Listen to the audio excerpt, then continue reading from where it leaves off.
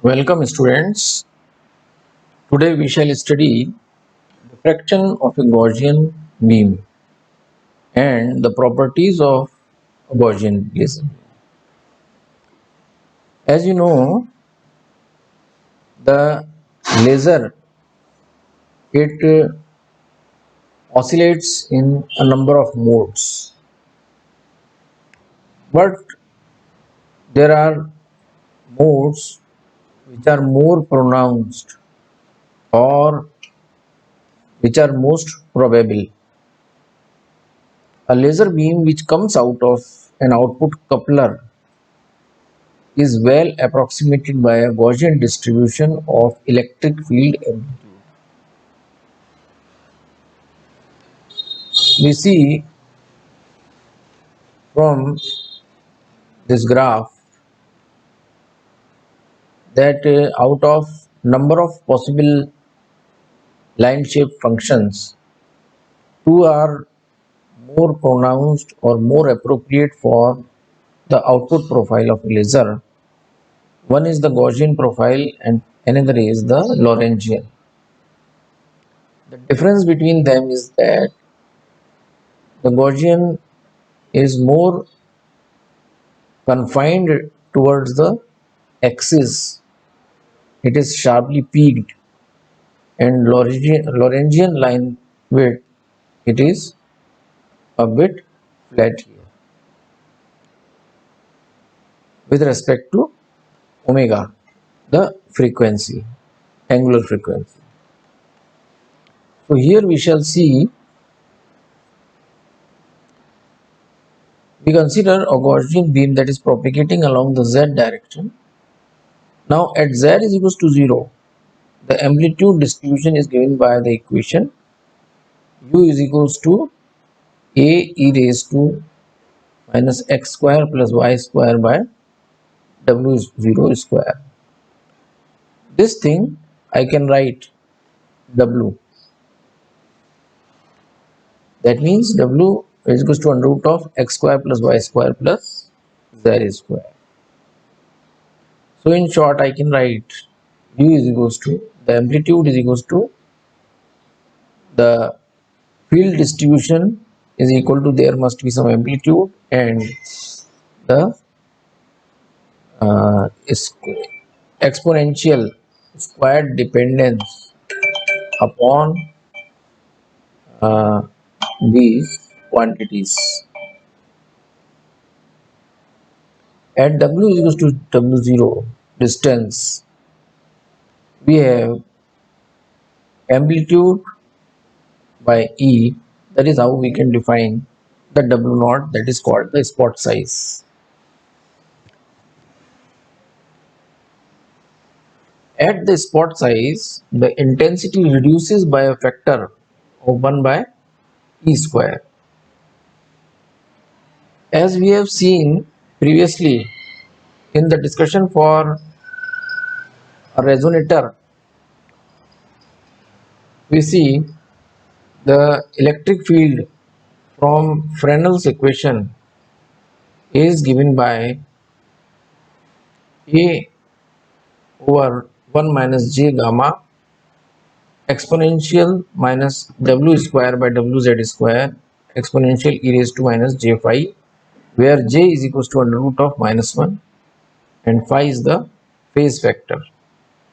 Here gamma is equals to lambda z by pi w0 square, where w is equals to w0 under root of 1 plus gamma square. These are all from the parameters of the beam and the axial distance. So the magnitude, I can write this becomes 1, and I can write the magnitude of this thing, a over under root of 1 plus gamma square exponential minus w square by wz square. As far as intensity is concerned, we can obtain by the square of the mod of the field amplitude, that means a square by 1 plus gamma square exponential minus 2 W square by WZ square. So WZ I have written here when Z is equals to 0.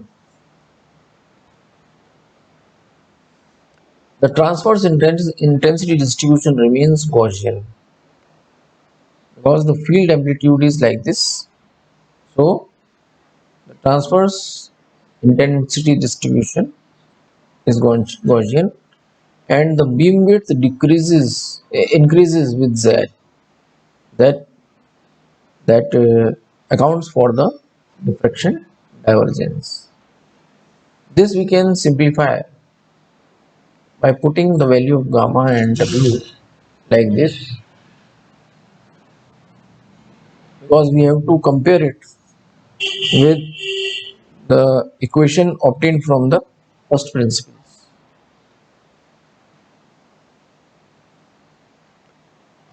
I will be sharing this in the search box, in the description box, and you can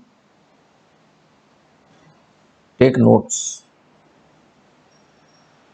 Now, because Wz is equals to W naught under root of 1 plus lambda by pi W0 square Z square, which we may call it a parabolic dependence. So as far as Z is very small, I can approximate with the first few terms of the Taylor series. So it shows that the spot size increases quadratically with respect to Z.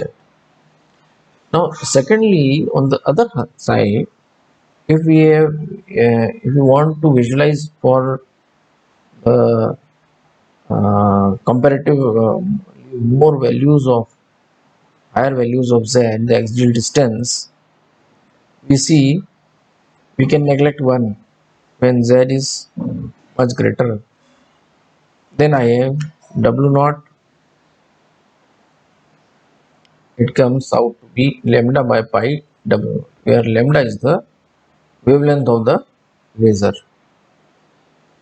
If we want to plot it,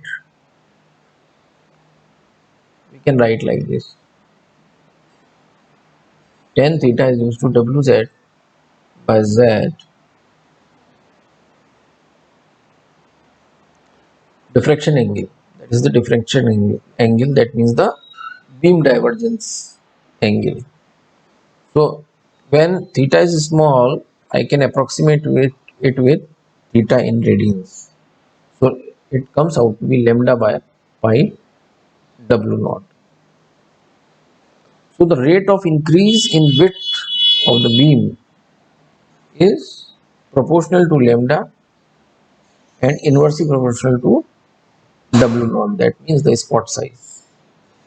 So if the spot size is small, the rate of increase will be more, and the spot size is more, the rate of increase will be less. That means we can say that if we have a plane wave front, then uh, the rate of increase is less. Here we can take numerical values and appreciate this fact. We consider lambda to be 0.5 micrometer and the spot size of 1 millimeter. Then I have the cone width, angular width spread as twice of this thing. That means 3.18 into 10 to the power minus 4 radian, which is equal to 0.018 degree. So Wz comes out to be, by multiplying with the Z after 10 meter by 1.59 meter. That means the spread of 1.59 meter. On the other hand, I see that for initial spot size of 0.25 millimeter, that means greater than this, I have 0.072 degrees, and if I multiply it with z is equal to 10 meters, I have more value. So one thing may be noticed here, that uh, here the waist size is 1/4 of this. Waist size is 1/4, then 47, four times more spread is there.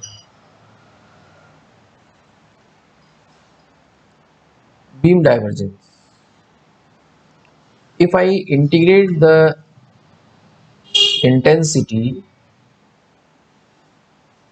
over x and y, that means the transverse coordinates, I get pi w0 square by 2 into I naught.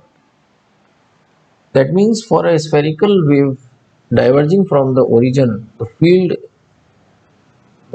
field distribution by the first principles can be written as u of the order of e raised to minus iota kr by r. For a distance of r, that means here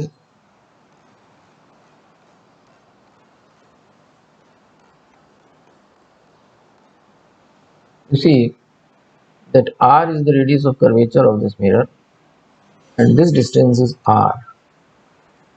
Then I have here r square, and if x y, that means the transverse coordinates are much less than r, capital R, then pulling r outside of the radical sign and approximating in Taylor series, I get small r equal to capital R plus x square plus y square by 2r. This I substitute here, so I get e raised to minus iota kr equal to e raised to minus iota kr e raised to minus iota k x square plus y square by 2r. That this gives the phase variation vector like this. So Gaussian beam diffraction divergence in terms of phase fronts is depicted as shown in figure. Here is the spot size. Now again employing this, the results here in the diffraction divergence and comparing it with the intensity distribution obtained previously, what I obtain by comparison of these two things here and here, r is equals to z 1 plus pi w0 square by lambda z squared. So this gives few very interesting results.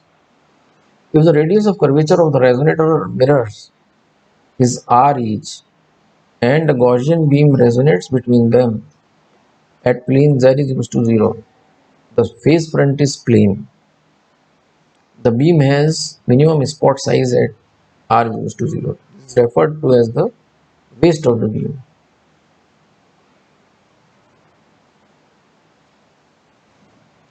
So this is a typically useful thing for a two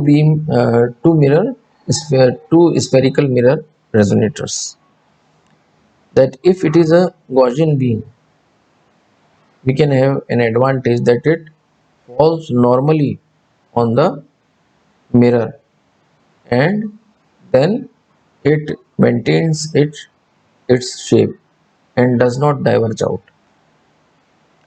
Now you see the necessary condition for the beam to resonate we can obtain from this only. I can put z is equals to d by 2 here, then what I obtain d by 2 bracket 1 plus 4 pi square w0 4 by lambda square d square. This shows the this we have already seen Gaussian and Lorentzian profiles. and I am sharing it in the search box. Now this gives the few salient features of a Gaussian beam. Let us discuss them one by one. Different transverse modes are characterized by different transverse field distributions. There are many number of modes, but and the field distributions are correspondingly different, but this mode is more pronounced and is useful because one way it is the divergence is less. The lowest order transverse mode has a Gaussian amplitude distribution across the transverse plane. The intensity is confined to the axial direction. So it is useful in few applications in which the cutting and the laser power and it is to be focused at a particular point. The Gaussian mode is preferred as it does not have any abrupt phase change across the wavefront. Higher order modes have abrupt phase change. The lowest order Gaussian mode has a monotonically decreasing amplitude away from the axis. So intensity is more confined to the axial direction.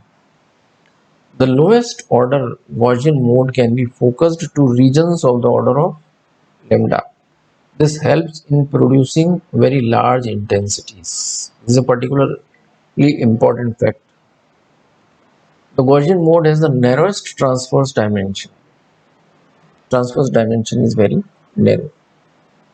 If a circular aperture is of appropriate size is introduced in the laser cavity, the higher order modes filter out, that is, do not contribute in diffraction. So by using an aperture, we can filter those extra modes and we can put the beam to optimum use. The loss suffered by the fundamental mode is generally lower than the gain. The losses suffered by the higher order modes are generally greater than the gain. And as we see here, an aperture is put of the size 2 millimeter diameter, and R is a mirror of radius of curvature 10 meters. Then you see the aperture introduces more or less higher order modes than the fundamental mode. Here it is 1.25 meter. A typical example. If we consider from the point of view of Hermite Gaussian functions, as you see, EMN is equals to E naught amplitude, HM at x1, Hn at y1, e raised to minus x square plus y square by w square.